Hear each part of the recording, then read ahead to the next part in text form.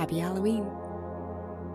This is The Raven by Edgar Allan Poe. Once upon a midnight dreary, while I pondered, weak and weary, over many a quaint and curious volume of forgotten lore, while I nodded, nearly napping, suddenly there came a tapping, as if someone gently rapping at my chamber door. "'Tis some visitor," I muttered, tapping at my chamber door. "Only this, and nothing more." Distinctly I remember it was in the bleak December, and each separate dying ember wrought its ghost upon the floor. Eagerly I wished the morrow, vainly I had sought to borrow from my books surcease of sorrow for the lost Lenore, for the rare and radiant maiden whom the angels name Lenore, nameless here, forevermore. And the silken, sad, uncertain rustling of each purple curtain thrilled me, filled me with fantastic terrors never felt before, so that now, to still the beating of my heart, I stood repeating, "'Tis some visitor entreating entrance at my chamber door, some late visitor entreating entrance at my chamber door. This is it, and nothing more." Presently, my soul grew stronger, hesitating then no longer. "Sir," I said, "or madam, truly your forgiveness I implore.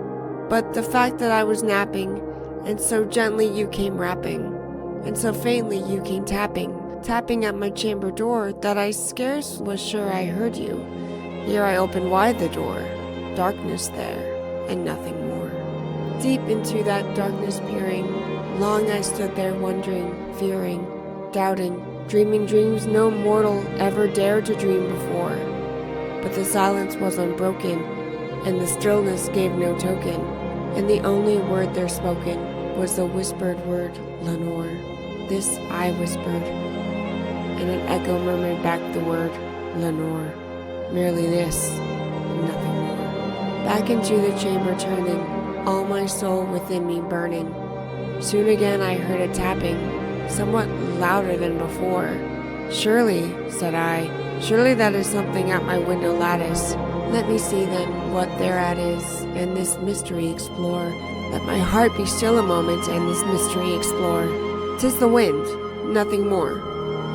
Open here I flung the shutter, when, with many a flirt and flutter, in there stepped a stately raven of the saintly days of yore.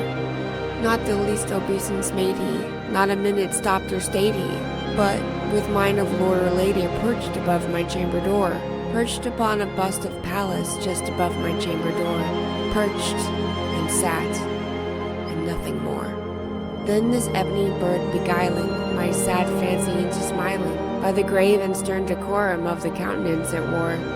"Though thy crest be shorn and shaven now," I said, "art sure no craven, ghastly grim and ancient raven wandering above the nightly shore. Tell me what thy lordly name is on the night's Plutonian shore."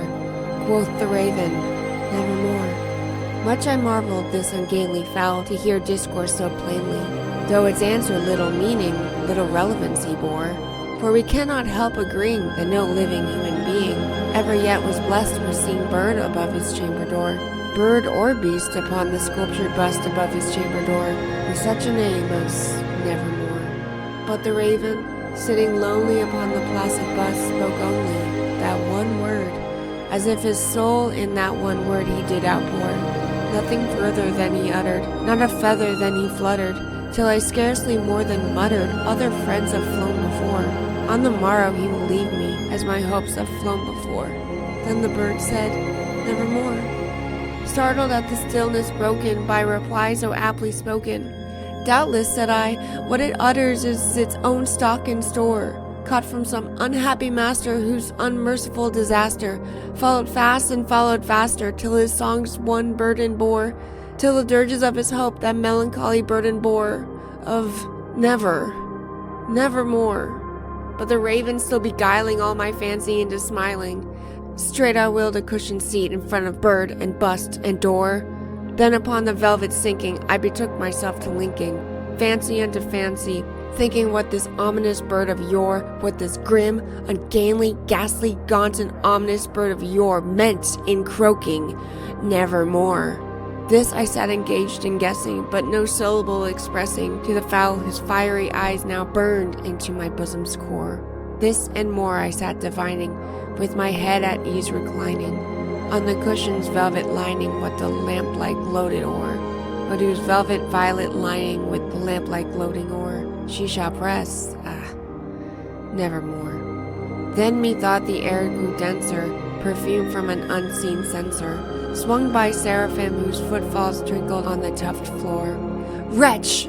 I cried, thy God hath lent me, by the angels he hath sent thee, respite and nepenthe from thy memories of Lenore. Quoth, oh quaff this kind nepenthe, and forget this lost Lenore. Quoth the raven, nevermore. Prophet, said I, thing of evil, prophet still if bird or devil, whether tempter sent, or whether tempest tossed thee here ashore, desolate yet all undaunted, on this desert land enchanted, on this home by horror haunted, tell me truly, I implore, is there balm in Gilead? Tell me, I implore. Quoth the raven, nevermore. Prophet, said I, thing of evil, prophet still, if bird or devil, by that heaven that bends above us, by that God we both adore, tell his soul with sorrow laden, within the distant Aidenn, and shall clasp a sainted maiden whom the angels name Lenore, clasp a rare and radiant maiden whom the angels name Lenore. Quoth the raven, nevermore. Be that word our sign in parting, bird or fiend, I shrieked, upstarting. Get thee back into the tempest and the night's Plutonian shore. Leave no black plume as a token of that lie thy soul has spoken. Leave my loneliness unbroken.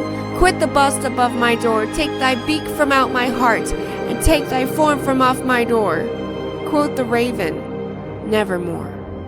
And the raven, never flinting, still is sitting on the pallid bust of Pallas just above my chamber door. And his eyes have all the seeming of a demon's that is dreaming. And the lamplight o'er him streaming throws a shadow on the floor. And my soul from out that shadow that lies floating on the floor shall be lifted nevermore.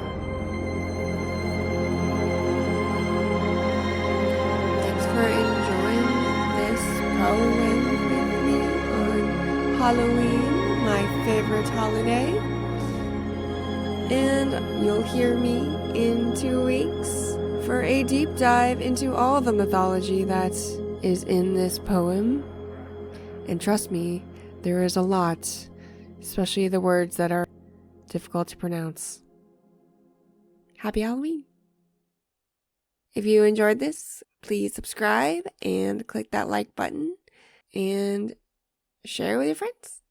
That's the best way to help me grow and reach new people. Thanks again.